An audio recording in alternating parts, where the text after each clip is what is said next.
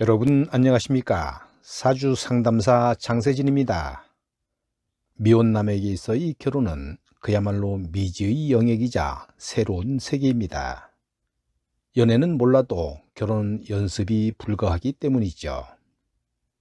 물론 결혼 이후 성격과 가치관 등의 차이로 인해 이혼이라는 선택을 할 수도 있습니다만, 이왕이면 처음부터 바람직한 배우자를 만나 안정적인 결혼 생활을 이어가는 것이 결혼을 원하는 이들의 당연한 희망일 겁니다.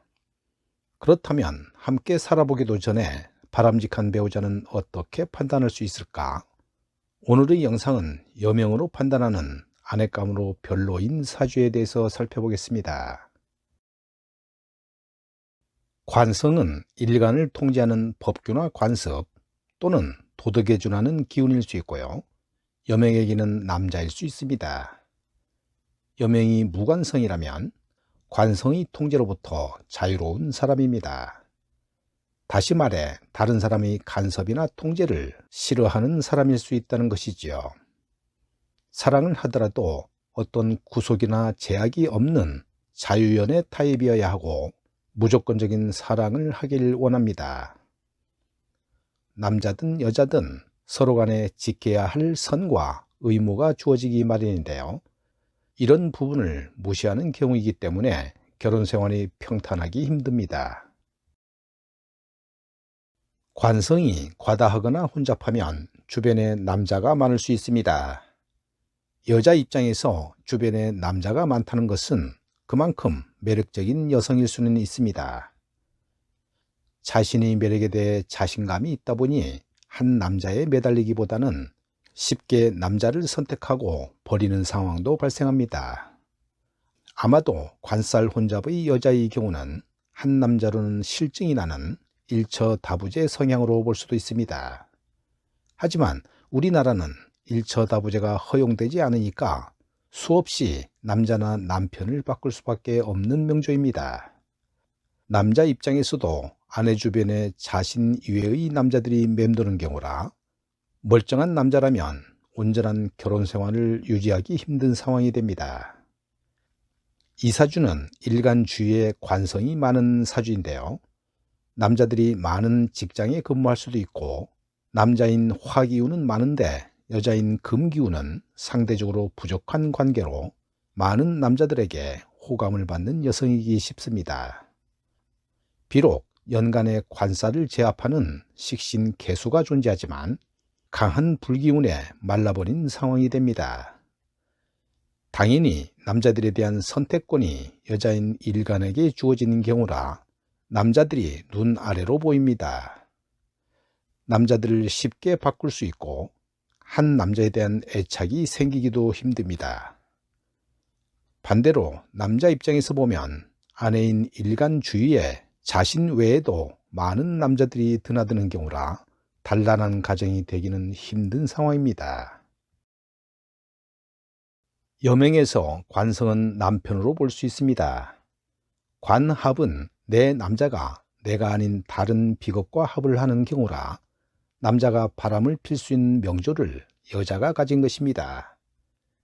이런 명조의 여성과 결혼을 하게 되는 남성은 그 여성의 행동이나 말에 의해 바람을 필 수밖에 없는 상황으로 보는 것입니다. 또 남편인 관성이 약한 경우에 식상이나 비겁과 충이 생기면 당연히 관성의 역할이 어려워집니다. 비겁과 생긴 충이면 여자의 고집이나 아집으로 인해 남편이 나가 떨어진 경우가 되고요. 식상과의 충이라면 언쟁에서 남편이 당해내지 못하는 경우입니다. 관성이 공망이면 남편의 입장에서 아무리 성실하고 열심히 아내를 위해도 언제나 자신의 역할은 비어있는 격입니다. 당연히 직업적으로도 힘들고 남편 역할도 무의미해지는 경우라 자신의 역할을 전혀 할 수 없는 경우가 되는 것입니다.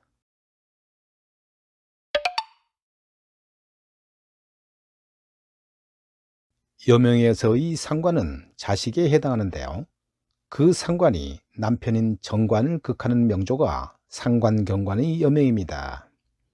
정관은 자신을 통제하려는 심리고 상관은 이러한 기운을 부정하려는 기운이라 수시로 마음의 갈등이 심할 수 있습니다. 이런 명조의 여성이 자식을 낳게 되면 자식에 대한 애정은 더욱 강하게 나타나 득자부별의 명조가 되기도 합니다. 즉, 상관경관 여성이 자식을 낳게 되면 점점 상관의 힘이 강해져 정관을 극하게 되고 결국 남자와 갈라서게 된다는 것입니다. 물론 운에서 인성이 오면 상관을 제압하게 되고 재성이 오면 통관시키는 운이라 이 어려움으로부터 해소될 수는 있으나 운이 지나고 나면 다시 어려움이 따르게 됩니다.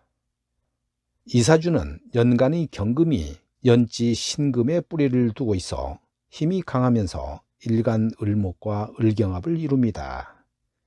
이 경우는 초년에 만난 사랑하는 남자일 수 있습니다. 비록 월간의 병화가 화극금으로 상관경관하는 형태이지만 강한 정관의 힘으로 별 탈이 없습니다. 그러나 을목 여성에게 자식이 태어나면 상관인 병화의 힘은 지금보다 훨씬 커지게 되고 자식이 성장하면서 그 힘은 상상 이상으로 강해집니다. 결국 자식이 성장을 하거나 운에서 식상이 오게 되면 이별수가 따르게 되는 명조입니다. 일지는 배우자 궁이라 충이나 원진살이 오면 배우자가 앉아있을 자리가 없습니다. 당연히 불화와 갈등이 이어지게 되는데요. 이런 명조에서 다시 운에서 충이나 원진이 오면 이별수는 이미 확보한 상태가 됩니다. 일지는 배우자 궁이고 여명에서 배우자는 관성인데요. 일지가 식상이면 배우자가 머물러야 할 집에 배우자를 극하는 식신이나 상관이 위치하는 경우라 남편이 머무를 공간이 없는 것입니다.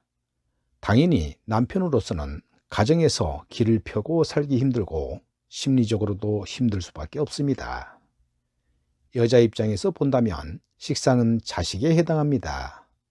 남편도 자식으로 보이니까 가르치는 마음이 있으므로 남편과 다투게 됩니다. 또한 식상은 일이나 노력에 해당합니다. 여자가 남편을 자식과 같이 벌어먹여야 하는 처지가 되고 생활에 어려움이 생기면 자식을 먹여 살리기 위해서라도 남편을 버리는 상황이 생깁니다. 비겁은 관성을 설계하는 기운이 강한데요. 따라서 남편이 남편 역할을 하기 힘듭니다. 특히 월간의 비겁이 강하면 남편인 관성이 월간의 비겁과 인연을 맺는 경우가 되어 남편 인연이 부족하게 됩니다. 이런 여자와 일찍 인연을 맺으면 이혼수가 따르기 쉽습니다. 여자 명조에 비겁이 강하면서 월간이 비겁이면 월주의 영향을 벗어난 35세 이후에 결혼을 해야 파경을 줄일 수 있다고 봐야 합니다. 이사주는 비겁이 강한 여명으로 일주가 간여지동이고 월간도 비겁으로 이루어진 명조입니다.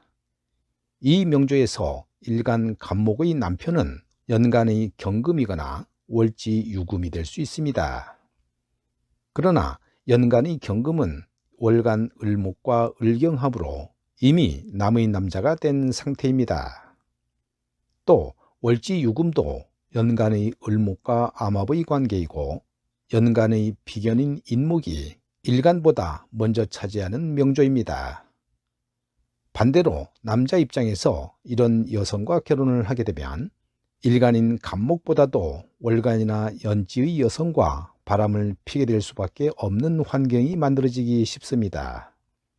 오늘 영상은 여기까지입니다. 여러분 감사합니다.